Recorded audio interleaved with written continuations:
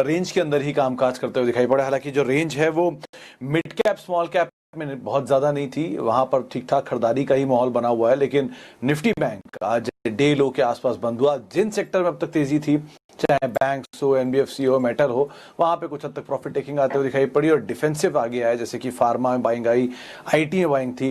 Telecom आज एक game changer था, स्पेशली भारती इन्फ्राटेल और वोडाफोन आइडिया, दोनों में एक जोरदार तेजी आते हुए दिखाई पड़ी, तो वहां पे एक स्ट्रांग मूव था। लेकिन अदरवाइज मार्केट्स के लिए आज एक सीमित दायरे में ही कामकाज रहा और पूरे दिन एक टिपिकल रेंज के अंदर मार्केट्स कामकाज करते हुए दिखाई पड़े। बड़ा इवेंट भी आते हैं या फिर जो एनबीएफसी और बैंक को लेकर एक बैठक चल रही है, वहां से कुछ आउटकम आते हैं, तो ये कुछ ऐसी चीजें हैं जिनके ऊपर आप अदरवाइज नजर रखें। लेकिन मार्केट्स में मोर और लेस अगर ब्रॉडर वे में देखें तो एक रेंज में ही कामकाज होता हुआ दिखाई पड़ा।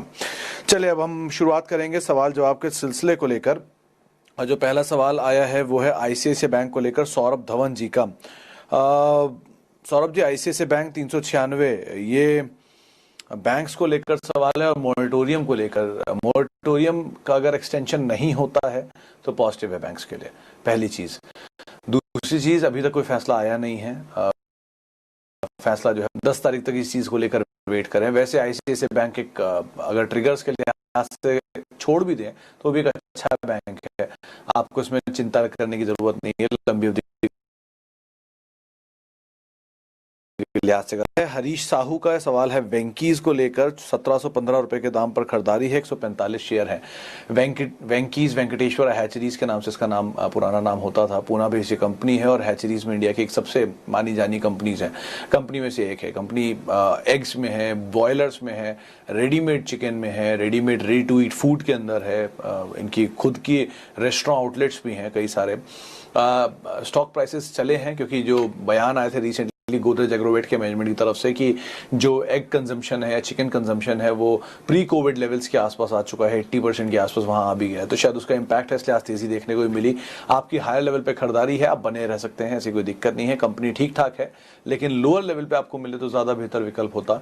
1000 रुपए की रेंज में उससे नीचे बहुत अच्छा विकल्प है, लेकिन बहुत बड़ी तेजी की उम्मीद एटलीस्ट आप यहां से ना रखें। मोमेंटम बेस्ड कॉल होती है, रीजनेबल प्रॉफिट मिले आप निकल जाए, ज्यादा बेहतर रहेगा।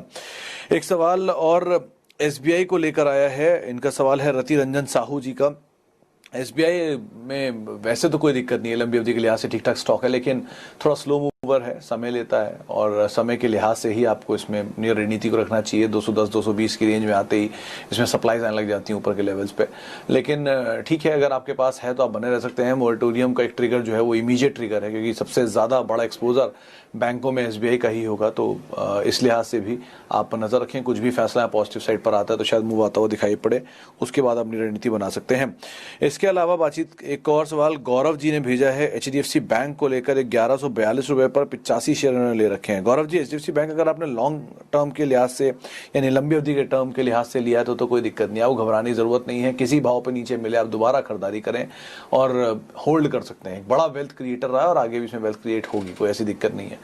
लेकिन छोटी अवधि के लिहाज से अगेन बैंक्स के लिए सबसे बड़ा ट्रिगर, दो बड़े ट्रिगर, एक मॉरेटोरियम और दूसरा बैंक की आउटकम क्या आती है मीटिंग में से, कुछ आता है या नहीं आता है। तो कुछ भी आउटकम आता है तो उसके लिहाज से या उन फैसलों पर ही ये मूव करेंगे। अगला ट्रिगर यही होने वाला है इनके लिए, तो आप उस ट्रिगर का वेट करें और उसके बाद ही फैसला लें। इसके अलावा एक सवाल पूछा गया है इंडिया मार्ट को लेके सचिन जी ने, लॉन्ग टर्म व्यू क्या है। सचिन जी, आज एक भारी करेक्शन आया, 4-5% का फॉल इंडिया मार्ट में आज देखने को मिला। जाहिर सी बात है बहुत बड़ा मूव आ चुका है और उसके बाद इसमें मूव आया। रिसेंटली कुछ मैं नंबर्स देख रहा था, नंबर्स के लिहाज से तो बहुत बड़ा इक्विटी बेस नहीं है इनका और बहुत ज्यादा सेल्स भी इनके नंबर्स को सपोर्ट नहीं करती हैं वैल्यू के लिहाज से। लेकिन ऑब्वियस सी बात है इनकी इन्वेस्टमेंट काफी ज्यादा है, जिसकी वजह से स्टॉक में आमतौर पर एक अच्छा मूव देखने को मिल रहा है। आप तेजी को अगर राइड कर रहे हैं, आपके पास है तो आप बने रहें। बहुत लंबी अवधि के लिहाज से अगर आप लेना चाह रहे हैं तो आप वेट करें, कोई नीचे फॉल मिले तभी आप इन्वेस्ट करें, वरना इन्वेस्ट ना करें। बहुत अच्छे अच्छे विकल्प बाजार में हैं, आप उन्हें देख सकते हैं इन्वेस्टमेंट के लिए। अक्षय मित्तल जी पूछ रहे हैं कि FMCG stocks are up but HUL is down, why and should we exit. 40 का जो लेवल है अक्षय जी, 21-40 या 22-40 जो भी रिसेंट लेवल है, उस लेवल्स के आसपास फ्यूचर में एक स्ट्रॉन्ग सपोर्ट रहता है। आज सुबह से अगर आपने देखा हो तो एक रेंज में एचयूएल कामकाज कर रहा था, एक बार ये लेवल तोड़ के 32 की रेंज तक गया था ये, उसके बाद वहां से घूमा और घूम के वापस उन्हीं रेंज के आसपास आ गया। तो ये लेवल तो बहुत क्रूशियल है जहां पे भी ये कामकाज कर रहा है। पुल बैक यहाँ से आ सकता है टेक्निकली, फंडामेंटली दो राय नहीं है, जाहिर सी बात है बेस्ट कंपनी है। एफएमसीजी स्पेस में वैसे भी डिफेंसिव में कुछ मोमेंटम आ सकता है, एचयूएल पर्टिकुलरली पार्टिसिपेट भी कर सकता है, ऐसी बस भी है मार्केट में। कुछ ऐसी भी बातें कही जा रही है कि शायद 2600 सीरीज में देखने को मिले, जो मेरी जानकारी में है। तो आप अगर आपके पास है और आपको टाइम फ्रेम में कोई इशू नहीं है तो आप बने रह सकते हैं स्टॉक के अंदर। वोडाफोन बाय किए हैं 10.50 पे, क्या करें, आपके लिए तो बहुत अच्छा दिन है, 20% अगेन आपको मिल गया और 20% अगेन आप चाहें तो लेकर निकल भी सकते हैं, क्योंकि कल एक बहुत इंपॉर्टेंट बोर्ड मीटिंग है जिसमें फंड रेजिंग होनी है, प्राइवेट प्लेसमेंट को लेकर, क्यूआईबी को लेकर और बहुत सारी चीज़ों को लेकर। मतलब कोई भी एक तरीके से फंड रेज कर सकते हैं। फंड रेजिंग इनके लिए एक बड़ा चैलेंज इसलिए होगा कि इक्विटी डाइल्यूशन और ज़्यादा होगा, जो ऑलरेडी इक्विटी है वो और ज़्यादा बढ़ती हुई दिखाई पड़ेगी। राइट्स इशू भी आया था 12 साढ़े 12 रुपये पे, जो कि सप्लाईज का मेजर लेवल है। तो इस लिहाज से आप 12 साढ़े 12 के आसपास यूजुअली एग्जिट कर जाइए, दूसरा नीचे मिले फिर आप कर सकते हैं ट्रेड अगर करना चाहते हैं तो। फंडामेंटली इस कंपनी में अभी कोई सिचुएशन ऐसी नहीं है कि जहाँ पे इन्वेस्ट किया जाए।